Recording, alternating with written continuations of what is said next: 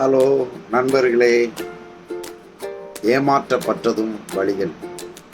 நம் செய்கிற தொழிலில் ஒவ்வொரு தொழிலும் செய்து அது சந்தோஷமாக வரும்போது மனமும் உள்ளமும் சந்தோஷம் அடையும். அதே தொழிலில் ஏமாற்றப்படும் போது மனமும் உள்ளமும் மைண்டும் துக்கப்படும். அந்த துக்கப்படும் போது நம்ம நாட்டின் சட்டங்கள் நம்மளை பாதுகாக்கும்னு நினைக்கும் போது அந்த சட்டத்தின் வழியாக நம்மளை ஏமாற்றும் போது அது இன்னொரு வழியாக இருக்குதுங்க. ஆமாங்க, என்னென்னு பார்க்குறீங்களா? நான் இருக்கிறது பெரம்பூர் ஜிகேஎம் காலனி 23வது தெரு. இங்கே இருந்து ஒரு 4 கடைக்காரங்களுடைய நம்பிக்கையின் மூலமாக ஒவ்வொரு வீடுகள்லையும் போய் கேரண்டரோட கிட்டத்தட்ட 8 வருஷமாக சோபா, பெட்டு, கர்டன்ஸ் ஒர்க்கை செய்து கொடுத்துட்டு இருக்கிறேன். அப்போ இந்த யூடியூப்பை போடணுங்கிற ஒரு ஆர்வத்தை ஒரு தம்பி சொல்லி கொடுத்தாங்க. நான் 6 தான் படிச்சிருக்கேன். ஆனால் நீங்கள் ஃபோட்டோ மட்டும் எடுத்து வச்சுருக்கத நீங்கள் ஒரு யூடியூப்பை போட்டு விடலாமே அப்படின்னு சொல்லி கொடுத்தாங்க. கடவுள் கிருபையால் 3,60,000 வியூஸும் ஒரு 624 சப்ஸ்கிரைபரும் போயிருக்குது.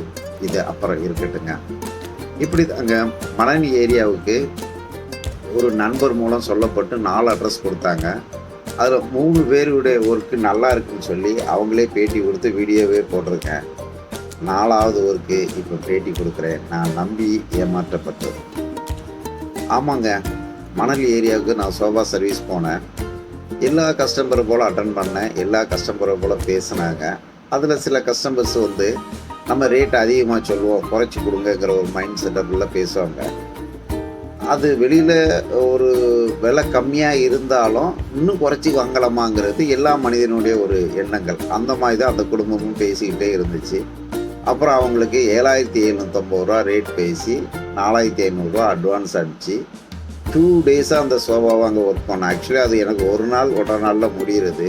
ஏன்னா அது ஏற்கனவே வாங்கப்பட்டது செகண்ட் ஹேண்டு சோபாவை அவங்ககிட்ட புதுசுன்னு சொல்லி விற்றுட்டாங்க. அது நம்பிக்கையான ஆள் விற்றுட்டாங்க. அங்கே பிரிக்கும்போது தான் தெரிஞ்சுது அது செகண்ட் ஹேண்டு சோபா அவங்களுக்கு கொடுத்துருக்காங்கன்ட்டு. அதில் இந்த குப்பையெல்லாம் வெளியே எடுத்து போட்டு அந்த வேலையை செய்கிறது எனக்கு 2 நாளைக்கு மேலேயே அந்த வேலை இழுத்துருச்சு.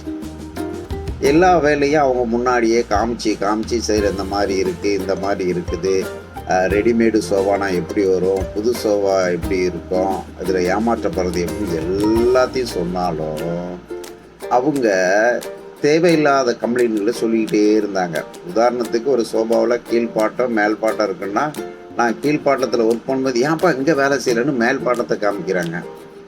அப்போது அவங்கள்ட்ட கோவப்படாமல் சிரிச்சுக்கிட்டே சொன்னேன், எப்பா ஆடையாக இருக்கிறதுக்கு முன்னாடி பிரியாணி கேட்குறியம்மா, நான் கீழ்ப்பக்கம் தானே வேலை பார்த்துட்டு இருக்கேன், நீ மேல் பக்கத்தில் கம்ப்ளைண்ட் சொன்னால் எப்படி செய்கிறது, அந்த வேலை செய்யும்போது சொல்லுங்கன்னு சிரிச்சுக்கிட்டே பேசணும். 2 டேஸும் ஒரு பிரச்சனையும் இல்லைங்க. கடைசியாக நைட்டு 8:30 மணி 9 மணி அப்போ நல்ல பசி. அவங்ககிட்டே காஃபி வாங்கி குடிக்கிறேன். எல்லாம் பண்ணிவிட்டு ஃபினிஷிங் ஆனதுக்கு பிறகு இந்த சோபாவில் இங்கே கம்ப்ளைண்ட் இருக்குங்கிறாங்க. அப்பவும் நான் நினச்சிக்கிறேன் இது நார்மலாக எல்லோரும் சொல்கிறதான்னு சொல்லி இன்ச்சி டேப்பை எடுத்து அளந்து காமிக்கிறேன். ஏம்மா இந்த இடத்துலையும் 8.5 இன்ச்சு தான் இருக்குது, 18 இன்ச்சு இருக்குது, இந்த இடத்துலையும் 18 இன்ச்சு, இந்த இடத்துலையும் 18 இன்ச்சு இருக்குது, ஏன் புள்ள சொல்கிறாங்க அப்படின்னு சொல்லி புள்ள வெளியில் இருக்கார் ஜாபில், அவருக்கு ஃபோட்டோ அனுப்புகிறாங்க. ஆக்சுவலி அவர் புள்ள தான் இந்த மாதிரி நீங்கள் கம்ப்ளைண்ட்டை சொல்லுங்கள், நாங்கள் ஏமாற்றணும் அப்படிங்கிற இதை சொல்லி கொடுத்துருப்பார் போல். இவங்க ஆரம்ப காலத்துலேருந்து அதான் குறைச்சல் கொடுத்துட்டு இருக்காங்கிறது எனக்கு இப்போ புரியுது. அவர் அங்கேருந்து ஃபோட்டோவில் பார்த்துட்டு இந்த இடத்துல கம்ப்ளைண்ட் இருக்குன்னு ஒரு மார்க்கை பண்ணி அனுப்புகிறார். அப்பவும் நான் பொறுமையோட இன்ச்சி டேப்பை எடுத்து அளந்து இங்கே 18 இன்ச்சு, அங்கே 18 இன்ச்சு, அங்கே 18 இன்ச்சு இருக்குது, கரெக்டாக இருக்குன்னா இல்லை இன்ச்சி டேப்பை நான் எப்படி நம்புறது அப்படின்னு சொல்லி ஒரு வல்கரையான பேசி அந்த நேரத்தில் நம்மக்கிட்ட ஒரு சண்டையை உருவாக்குற ஒரு சூழ்நிலையை உருவாக்குனாங்க. சரிப்பா உனக்கு 3 நாள் டைம் தரேன், நீ வீட்டுக்கு வந்துட்டு கம்ப்ளைண்ட் இருந்தால் பார்த்து சொல்லு அப்படின்னு. நைட்டே வந்து பார்த்து சொல்லுவேன்னா நைட்டு ஃபுல்லாக சொல்லலை. நான் மறுநாள் ஒரு 12 மணிக்காக ஃபோன் பண்ணுறேன். ஆமாம் எனக்கு கம்ப்ளைண்ட் இருக்குது, நீ வந்து வீட்டில் சரி பண்ணி கொடுத்தா கொடு, இல்லைன்னா எங்கள் அப்பா ஃபைனான்சியரு, நாங்கள் மோசமான ஆள், உன்னால் என்ன பண்ணுவோம்னு இன்னொரு வல்கரையான பேச்ச ஆரம்பித்தாங்க. அப்போது அந்த கம்ப்ளைண்ட்டில் நம்ம யோசனை பண்ணி சொன்னோம்னா அது ஒரு பழைய சோபா செய்கிறது ஒரு தாத்தாவை பட்டி பார்க்குற மாதிரி தான். ஒரு காத்ரேஜ் கம்பெனிலே நான் கான்ட்ராக்டில் சர்வீஸில் போயிருக்கேன். அவங்களே 80% தான் சர்வீஸ் கேரண்டி கொடுப்பாங்க. இது உலக அறிஞ்ச உண்மை. இப்போ கீழே இருந்து கட்டை வருது, அந்த கட்டைக்கு மேலே சூப்பர் சாஃப்ட் ஃபோம் அதில் இருந்தது 4 இன்ச்சு. இதை நம்ம கவர் பண்ணி அடிக்கும்போது அதில் 1 mm 2 mm வந்து ப்ரெஸ் பண்ணால் ஃபோம் வளைஞ்சிக்கிடும். அதை ஃபோமே வளையாத அளவுக்கு எந்த ஒர்க்கராலையும் பண்ண முடியாது. எங்கிட்ட இருக்க ஒர்க்கர் ஸ்பெஷலு. அப்போ அவங்கள வச்சுக்க பண்ணிக்காமல் நம்மளை ஒரு வாரமாக கூப்பிட்டு அந்த வேலையை கொடுத்தவங்க இப்போ இந்த கம்ப்ளைண்ட்டை பண்ணுறது பணத்தை ஏமாத்தணுங்கிறது. சரி, இது என்ன தான் எல்லாம் நடக்குது?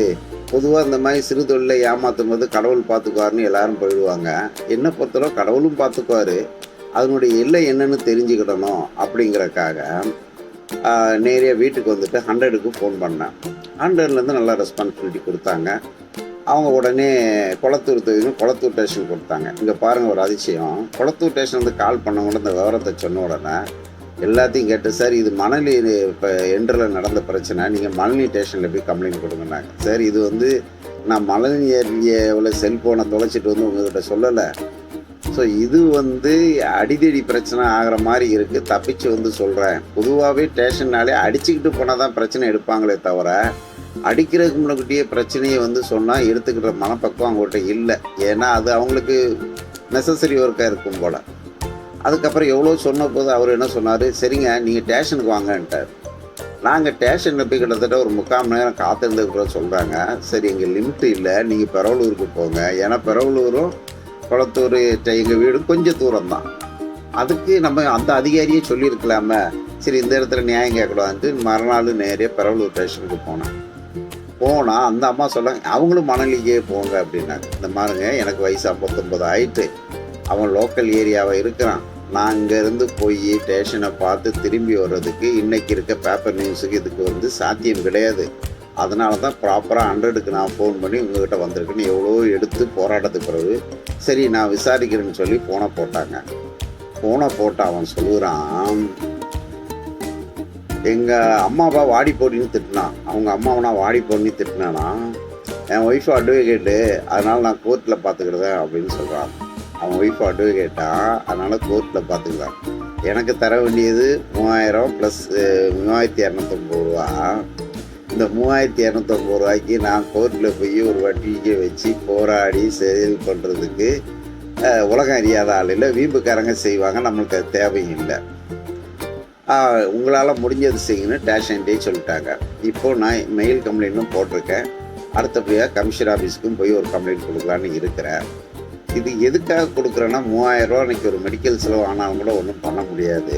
ஆனால் சிறு தொழில் பண்ணி உழைச்சி வரணும்னு நினைக்கிறவங்கள சட்டத்தின் பிரகாரம் நான் ஒரு அட்வொகேட்டு, அதனால் உழைப்புக்கு காசு தர மாட்டேன்னு ஏமாத்துறது எனக்கு மனசுக்கு கஷ்டமாக இருக்கிறது. என்ன மாதிரி எவ்வளோ பேர் ஏமாற்றப்பட்டிருக்கலாம், கோவப்பட்டு சண்டை போட்டிருக்கலாம். அதனால் சண்டை போட்டால் மட்டுமே கேஸை எடுக்கக்கூடிய கவர்மெண்ட்டு சண்டை போட முன்னாடி வந்தாங்கன்னா அவங்க பக்கம் நியாயம் இருக்குமே. ஆனால் அதை விசாரித்து அவங்களுக்கு அந்த பணத்தை வாங்கி கொடுத்தாலும் சரி, இல்லை இந்த மாதிரி ஏமாற்றுக்கிறவர்கள் தங்கள் அதிகாரத்தை தவறாக யூஸ் பண்ணவர்களுக்கு மீது ஒரு சட்டங்கள் போட்டாலும் சரி. ஏன்னா பல பேர்களுடைய பணங்களை இப்படி தான் ஏமாத்துறாங்க.